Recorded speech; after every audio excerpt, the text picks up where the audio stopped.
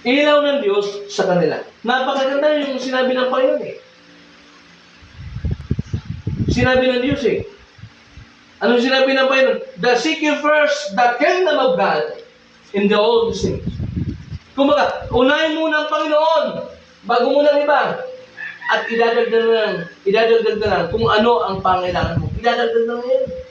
Kailangan mo na mauna muna. Kaya nga, seek you first. Pag seek you first, walang ibang inuuna ang Diyos.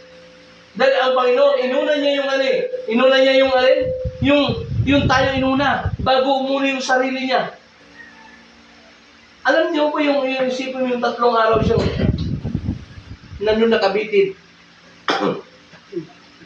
Ilang araw siya nung nakabitin bago siya nalagutan ng hininga? Anong sinabi niya yung nalagutan siya ng hininga? It's a finish. Natapos na yung pagiging